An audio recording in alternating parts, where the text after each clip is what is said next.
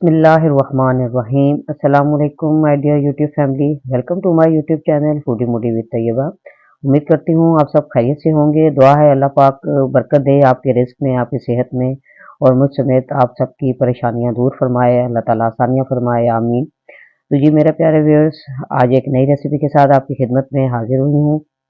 तो जी प्यारे व्यूअर्स, आज मैं आपके लिए एक और रिवायती डिश मूली के पराठे, जो लोग पराठों के बहुत ज़्यादा शौकीन हैं उनके लिए एक नया जायका और एक नई तरकीब लेके उनकी खिदमत में हाजिर हुई हूँ।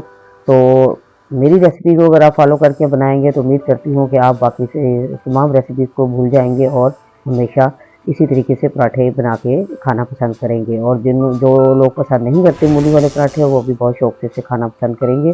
तो व्यूअर्स, आगाज़ करते हैं रेसिपी का। तो मैंने कद्दूकस की हुई मूलियाँ ले ली हैं। ये तकरीबन 3 किलो मूलियाँ थी और उनको कद्दूकस कर लिया है और इस तरीके से। और अब जो है इसका जो आपको पानी, जैसे पानी देख रहे हैं इसमें इतना ज़्यादा इसमें पानी, तो ये पानी इसका निकाल लेते हैं। इसको मैं पहले एक छलनी में डालती हूँ, तो छलनी में डाल के तो उसका पानी जो एक्सेसिव जो उसका वाटर है वो निकल जाएगा।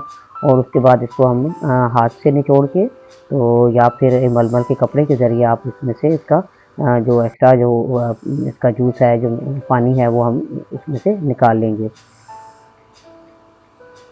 तो इस तरीके से अच्छे से निचोड़ लेंगे हाथों की मदद से, चाहे मलमल का कपड़ा इस्तेमाल करें। और इस तरह से निचोड़ के पानी तो हम मूलियाँ जो है वो दूसरे बाउल में इसको निकाल के रखते जाएंगे।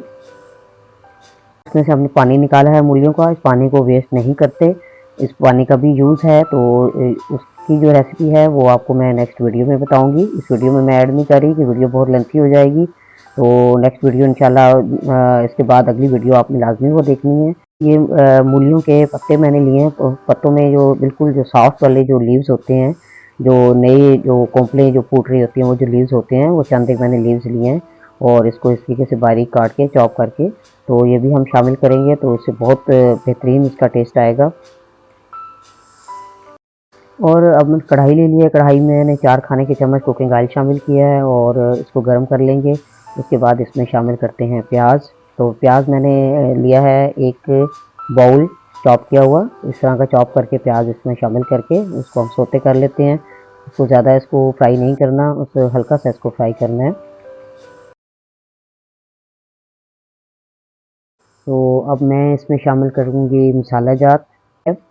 सबसे पहले लिया है रेड चिली पाउडर 3/4 चम्मच, कुटी हुई लाल मिर्च 1 चाय का चम्मच, हल्दी पाउडर 1 चाय का चम्मच, धनिया पाउडर एक खाने का चम्मच, राई दाना 3/4 चम्मच, अजवाइन 1 चुटकी, मेथी दाना 3/4 चम्मच, कलवंजी 1 चुटकी।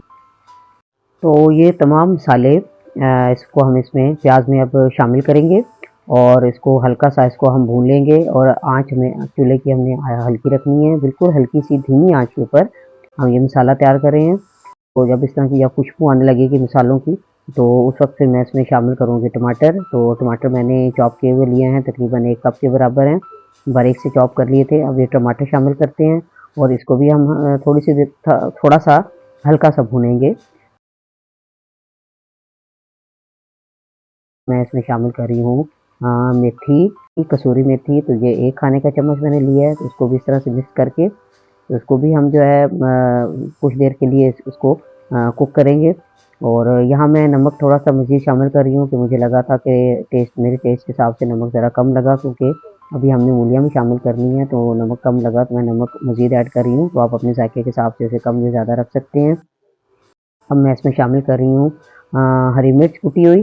तो ये भी 1 खाने का चम्मच मैंने लिया है, उसको भी आप अपने जायके के हिसाब से कम या ज़्यादा रख सकते हैं। तो उसके बाद अब मैंने जो मूलियों के पत्ते काट के रखे थे शुरू में, वो भी मैंने शामिल कर दिए हैं। तो इनको सब चीज़ों को हमने ओवर कुक नहीं करना, बिल्कुल हल्का सा इनको कुक करना है, इनके अंदर इनका कच्चापन सिर्फ ख़त्म हो जाए। और मसाला तैयार है। अब मैं इनमें शामिल कर रही हूँ मूलियाँ, तमाम कद्दूकस की हुई, और पानी इनका हमने पहले ही निचोड़ लिया था। तो ये सारी मूलियाँ इसमें शामिल करके इसको अच्छे से मसाले के अंदर इसको मिक्स करेंगे और आहिस्ता-आहिस्ता से चम्मच की मदद से इस तरीके से हम इसको अच्छे से मिक्स कर लेंगे, ताकि मसाला अच्छे से सब में हर जगह मूलियों में अच्छे से बराबर मिकदार में उसमें मिक्स हो जाए, ऐड हो जाए, और ताकि हमारा मूलियों का उसका पराठे का बहुत अच्छा सा फ्लेवर आए। तो ये व्यूअर्स मूली वाले पराठे की स्टफिंग जो है वो रेडी हो गई है और अब इसमें हरा धनिया से गार्निश करके इसको हम ठंडा होने के लिए रख देंगे और उसके बाद हम इसे पराठे बनाएंगे।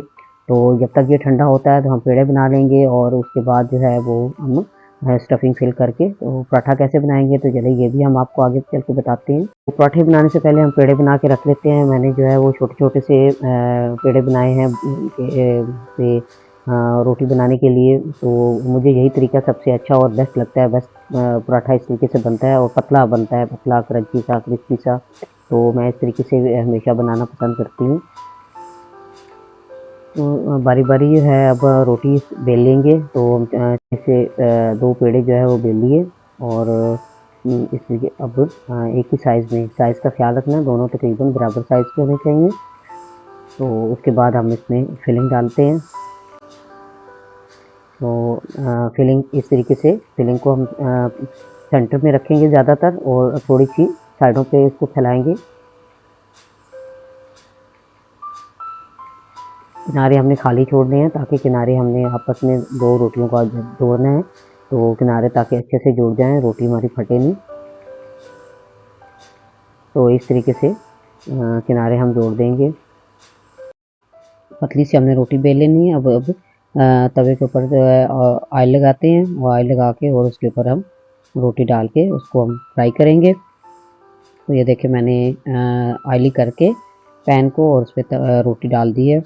तो इस तरीके से अब उसको दोनों तरफ से हम बारी बारी उसे कुक कर लेंगे और इसको हम दोनों तरफ से अच्छी तरह से पकाएंगे तब तक ये इसका कलर चेंज नहीं हो जाता।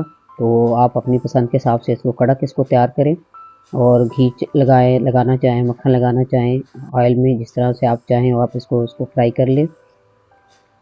और देख सकते हैं कितना प्यारा सा इस पर कलर आ रहा है दोनों तरफ से। और रोटी भी देखिए हमारी बिल्कुल नहीं फटी है, इतने अच्छे से रोटी बनी है और इतने मज़े की ये क्रंची क्रिस्पी पराठा हमारा ये तैयार होगा। और इसी तरह से एक और पराठा मैं बना रही हूँ। सर्व करें दही के साथ, रायते के साथ, चटनी के साथ, केचप के साथ या कोई भी सालन बनाएं साग के साथ आप इसको सर्व करें, बहुत ही मज़ेदार बनेगा।